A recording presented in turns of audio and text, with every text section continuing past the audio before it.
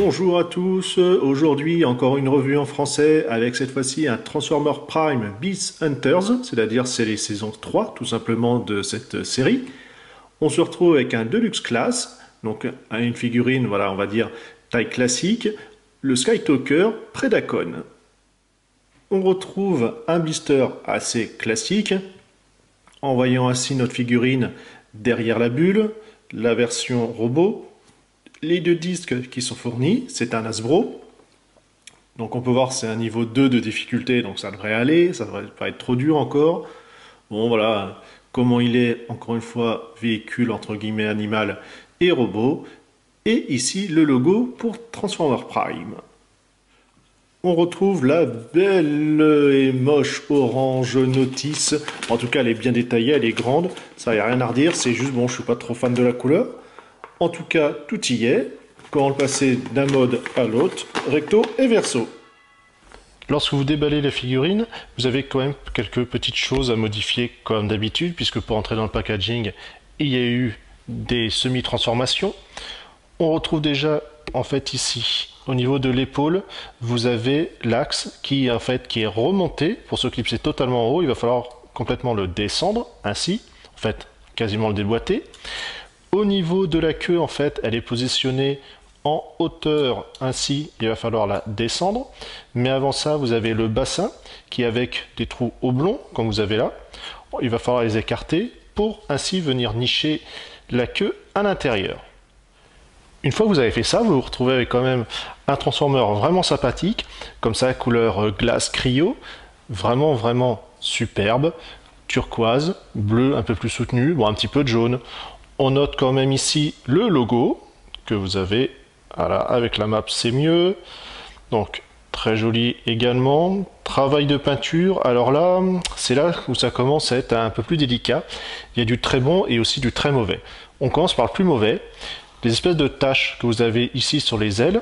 Alors l'idée est très bonne hein, pour faire comme ça neige-glace, surtout qu'elles ont comme ça quand même une architecture mécanique mais aussi un petit peu quand même organique façon glace, cristaux. Et ici voilà, ces espèces de taches. Alors il s'en est foutu partout, je sais pas ce qu'il a fait, entre guillemets, on va rester soft, mais voilà, c'est vraiment pas terrible.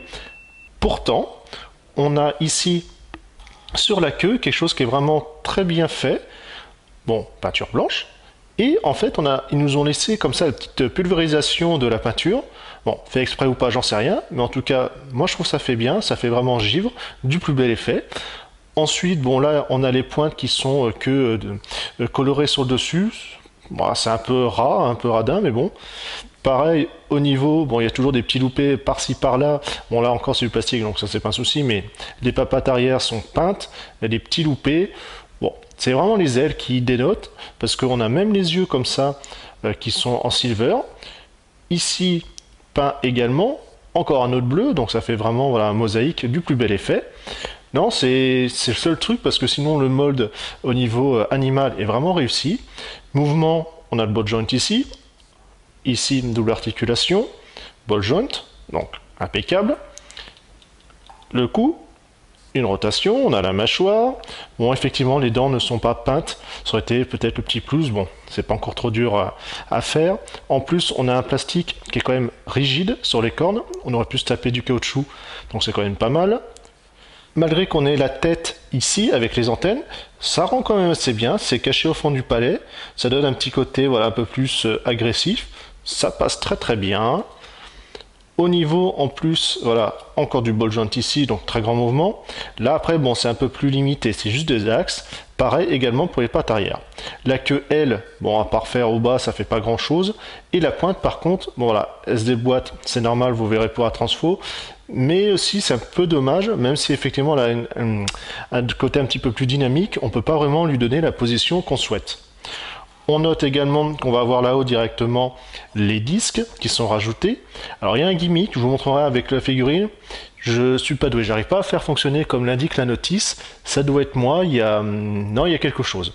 En tout cas, bon, ils sont quand même assez épais, puisqu'en fait, vous voyez, vous avez un double disque relié par un axe.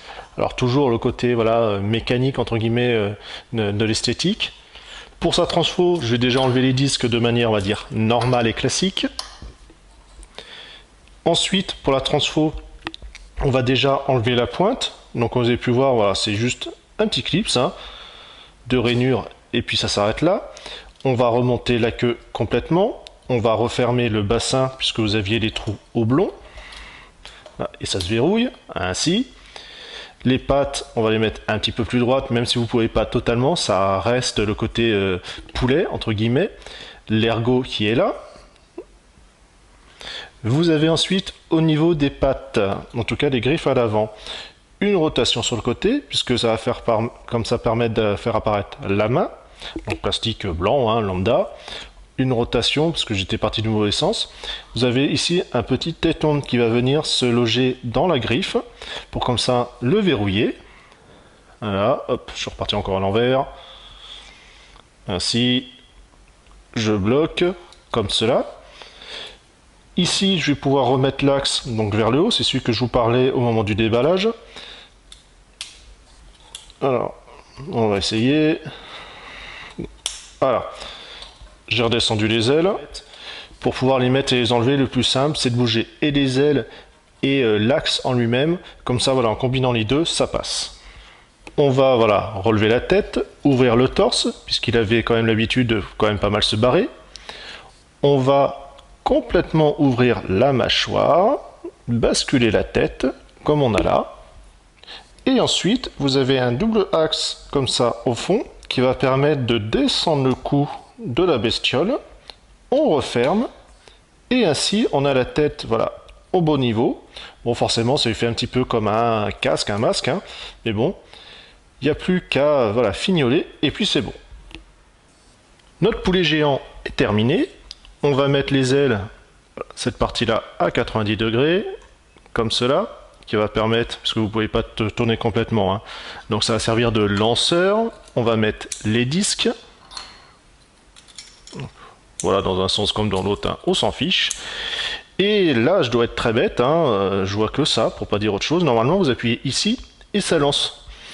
Sauf que, non, hein, c'est ça en fait. Vous mettez, et puis, hop, ça part. Et ça tombe. Pour la partie mouvement, on se retrouve la tête. Alors à faire attention, forcément le torse a tendance à se déclipser, à s'ouvrir tout seul. Ball joint à nouveau, bon ici, les mains fixes. On retrouve la rotation du torse, ball joint. Et là forcément, comme je vous disais, ça fait poulet. C'est un petit peu limité dans les mouvements. Pas de rotule au niveau du pied, c'est juste devant-derrière. Alors les articulations sont quand même un petit peu lâches, enfin pour l'instant ça va encore, mais on sent qu'elles vont quand même rapidement le devenir. À faire attention, pas trop manipuler. Je suis pas super fan voilà, du côté jambes. Mais bon, la figurine est ainsi, ça lui va bien parce qu'il garde quand même un côté très animal en mode robot, donc ça passe. Pareil, la queue derrière, on le met dans le même lot, ça y va aussi. Bon, ça lui fait quand même un petit backpack, mais c'est pas encore trop gênant. Le casque, donc soit vous pouvez complètement le relever ou normalement le mettre en façon casquette. Bon, ça c'est à chacun. Alors vraiment, ce qui va embêter, c'est surtout, voilà, par exemple, vous avez le slip ici qui ça a tendance à s'ouvrir tout seul. Le côté articulation que je vous ai dit, à faire attention. Bon voilà, niveau figurine, niveau posabilité, il est quand même un petit peu limité. Bon, même si effectivement il est quand même bien articulé, c'est ça qui est un peu le paradoxe. La stabilité est pas si mal, parce que quand même avec les ailes et la queue, ça pourrait lui donner quelque chose, voilà, un petit peu embêtant, mais non, ça va, ça passe. Au final, bon, on a voilà, espèce, enfin, le bout de sa queue qu'on ne sait pas, sa pointe, qu'est-ce qu'on en fait. Les disques, bon, c'est pas mal, mais c'est quand même assez mastoc. Après, le côté gimmick qui est un peu différent, en tout cas de propulsion par rapport à ce qui est indiqué dans la notice. Bon, ça, c'est pas méchant, hein, c'est juste une petite remarque comme ça pour rigoler. Beaucoup de détails. Non, c'est vraiment ce travail de peinture sur les ailes qui est juste immonde. Il n'y a rien d'autre à redire, parce que le reste de la figurine est vraiment sympathique. C'est voilà, je pensais pas, hein, j'avais pris comme ça à l'occasion, sans plus de conviction. Mais voilà, vraiment agréable, et avec les autres Predacon, ça va vraiment rendre très très bien. En tout cas, j'espère que cette figurine vous a plu, vous a donné envie d'acheter, et on se dit à une prochaine. Salut, salut!